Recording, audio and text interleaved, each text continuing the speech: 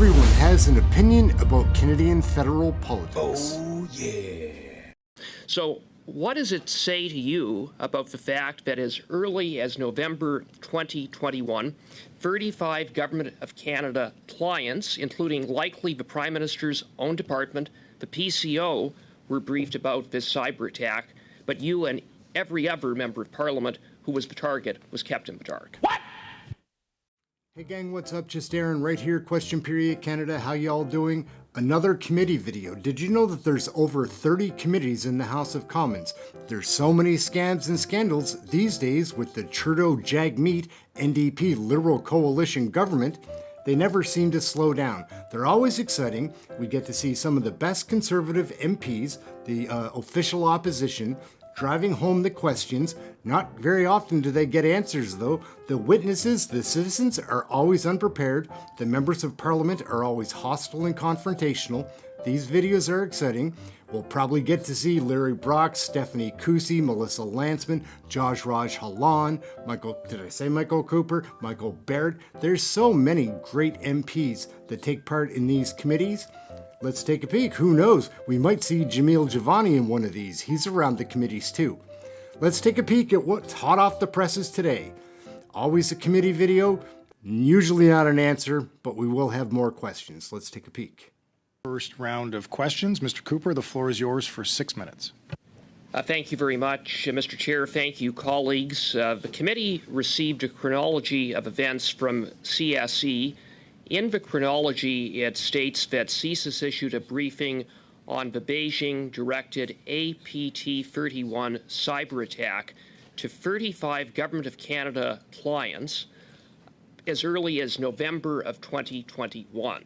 I asked the director of CSIS who received this briefing. He has undertaken to provide this committee with a list, but he did say that as a general rule, quote, such a product would indeed be distributed to the PCO, and that would include the National Security and Intelligence Advisor, end of quote, of that of the Prime Minister. So what does it say to you about the fact that as early as November 2021, 35 Government of Canada clients, including likely the Prime Minister's own department, the PCO, were briefed about this cyber attack, but you and every other member of Parliament who was the target was kept in the dark? Whoever wishes to. Happy to respond to that. I think Mr. Cooper, you've hit the core issue. We were not on the distribution list, shall we say, and you know, the protocols at that time, 2 years ago, are frankly found to be inadequate, and I'm hoping that this committee will actually address that issue, because it's not acceptable that we are in the dark for the last 2 years. I'll just jump in on this. So you have, you know, information shared to government officials, you know, National Security Advisor, who, you know, as we read in the NSCOP report, withheld information from people that should be informed. That information should have been shared with us as individuals as a matter of attack. I think that when you look at the culture that exists within the Government of Canada on how they classify information, how they share information, especially when it comes down to foreign intimidation, and this APT-31 is nothing more than foreign intimidation again, that we have to be taking new protocols and how we deal with it. And so the National Security Advisor has to be a lot more aggressive in making sure that that information percolates through the system, and not just to the Prime Minister, but in this situation where it's involving members of Parliament, caucuses, you know, whether it's through caucus leaders and caucus chairs, that information should be distributed or individuals contacted directly. And I think that, you know, we need to make sure that we don't repeat these mistakes again. And I think that is paramount to our ability to do our jobs. Janice? I agree with what my colleagues have said, and thank you for an important question, Mr. Cooper. Just one point to add in terms of the dissemination of information. In the previous hearings with previous witnesses, we have tried to get at what exact information was disseminated, in particular what information was disseminated to House of Commons administration, because the government's communication on this has said, well, the information, implying all the information, was given to House of Commons administration. And I pursued this matter with Ms. Xavier, from CSE, and I asked her, was House of Commons administration informed that the source of the threat was APT 31. And she chose her words very carefully, and I didn't actually notice what she was doing until I read the testimony over afterwards. Because she said in response to one of my questions, Mr. Chair, as part of the various meetings and the reports that we provided, we were able to share with the House of Commons IT security staff what we believed at the time to be the originating source of the threat.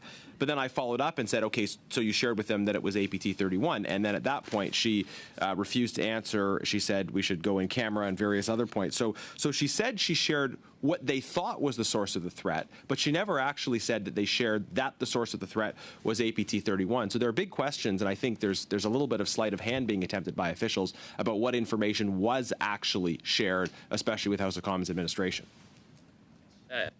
For that, and while I completely agree with Mr. McKay that we need to look at solutions to ensure that what happened doesn't happen again, there does have to be some level of accountability. And to that end, the government has essentially washed its hands clean insofar as they have tried to place the blame squarely on House of Commons administration, and then when we begin to probe House of Commons administration, it seems to have fallen all on House of Commons IT, and yet 35 Government of Canada clients, including likely the Prime Minister's Department, the PCO, were briefed in November of 2021. That's more than a year and a half before you were finally briefed, thanks to the FBI. So again, the notion that it should be left to IT services that was dealing with the technical matter of ensuring the integrity of IT systems in the House of Commons be left to them to inform members of Parliament seems to be completely untenable. Wouldn't you agree? And shouldn't there be some level of responsibility if, in fact, the PCO, the National Security and Intelligence Advisor, were informed in November of 2021 and said nothing and did nothing for a year and a half and would not have done anything but for the FBI? Mr. Cooper, unfortunately, that's all the time. Hey gang, so there we go, another wild and crazy committee video. We always get to see the best here. Larry Brock, Shannon Stubbs, Rick Perkins, Michael Barrett, Michael Cooper, Melissa Lantzman, Josh Raj, Halan. There's a long list, guys. I just mentioned only a few of the names.